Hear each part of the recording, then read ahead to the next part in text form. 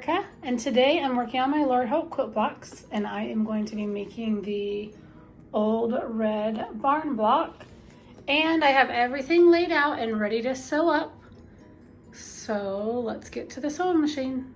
Okay, so I'm at my sewing machine and I have my iron set up and heating up right now, and I also have my leader and enders right here. So I'm going to just be sewing those as I go. Okay, the first step says to take E, and you're going to be making one of E, even though there are two pieces of E's. Okay, so there is E, and then pair it with a B that has a diagonal drawn on the back, and place it on the block like this. It says to stitch on the line and trim 1/4 inch away. So here I go. Let me make sure this is lined up really nicely. All right, here we go. Here these are all pressed, and it just says to set them aside. So I will set those aside. And I have made this barn block before, and it is a lot of fun. I think it's so cute. I love it. It is one of my favorite blocks. Okay, this one we're going to make two. So it says take 2 K's and 2 I's. So these are just my like label tags that I made. I just took cardstock a while ago, I can't remember when, and then I just stamped them with some stamps I had, and I just did that because I don't have anything else to mark my blocks with, or my pieces, I guess my pieces for my blocks. So I just started using those, and I'm happy with that. Okay, so it says make 2. These are pressed. Now we need to assemble this barn area. So we are going to take this, it's going to go like this, and this one's going to go like this, and then we'll take these roof units. What we're going to do is we're going to assemble each of these roof sides. So we have this side, and it says take A, which is right here. So here's A, it's going to go at the top of this unit, and then this one, and then it says take G, which looks like this. So like that. So it's all 4 of these pieces sewn together. So you have A, then you have this from a previous step, this from a previous step, and G. And sew all those together. And then on the opposite side, we'll take this previous sewn unit, and we will take this side of the roof, we'll take A, and then we'll take a G and put it down here at the bottom.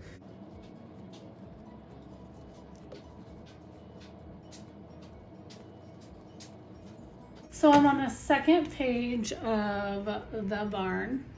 So there's that. This says to take D, which is right here. And then I'll be taking 2 C units, and it looks like we're making a flying geese. Okay, so here we go.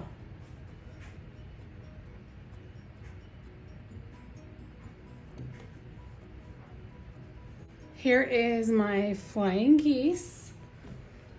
So I'm going to set that aside. Okay, the next step is to take J and G. So J and G, and they're on either side of this one. This is J, and then these 2 are G.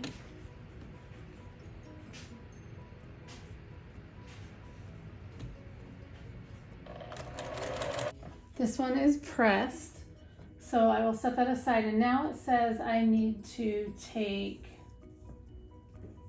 L, 2 L pieces. So there are 4 L's pieces total. And I already paired them because I wanted to see what it would end up looking like. And this is what I'm working on, this step right here, but this is what it will end up being. It will end up being this unit. So right here, an hourglass unit. So I already laid them out so I know what I like. Okay, so I ended up with 4 of these half square triangle units. Okay, so take 2 of these. So I'll set 2 aside. And layer these on. Okay, I already told you guys I knew what I wanted to do, but now I gotta double check it again. Nope, I think I want to do it like this. Okay, yep. Okay, so I'm just layering them so the seams are going in the same direction. So see that? They're in the same direction.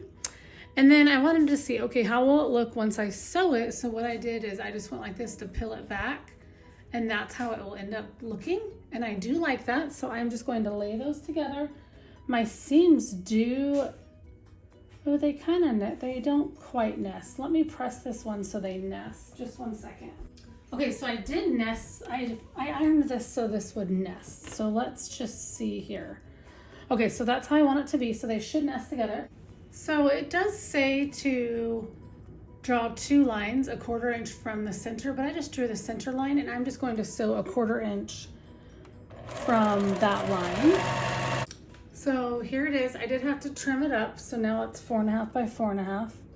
And now I'm just going to add, I decided I want the blue to be on these sides here, so I'm just going to add these to the side and then press it. So this is all pressed. So this is extra. And then, because we only needed 1, right? So there you go. So this is extra. This is what we use in the quilt. So this is extra. And then also these are extra. So all of these will just go in my pile of extra Lori Holt fabrics for this project. And not all my fabric is Lori Holt. So, you know, that's just how it goes.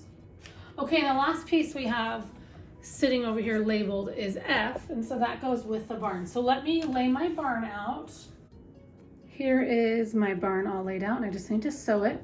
I do have this 1 9 patch done, and then there's my extras. So I'm right here on this step, so you can see all the different parts, and you're just adding F in there, so you can see that here.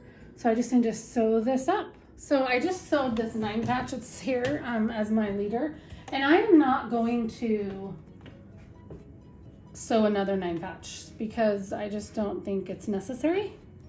So I'm going to pin and sew. Okay, and it doesn't look like on this, the only seams that are going to match up are going to be right here. So this seam matches up, but the rest does not. Only this seam right here when you're joining these 2 pieces. So that's kind of nice.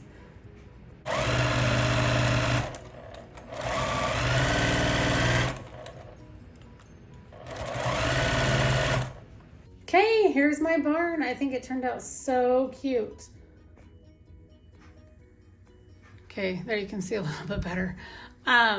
It's super cute. So another Lori Holt quilt block is done, yay. So this barn quilt block is all finished, and I just love it. I just love the reds so much. Anyhow, thanks so much for watching, you guys, and I will see you next time. Bye.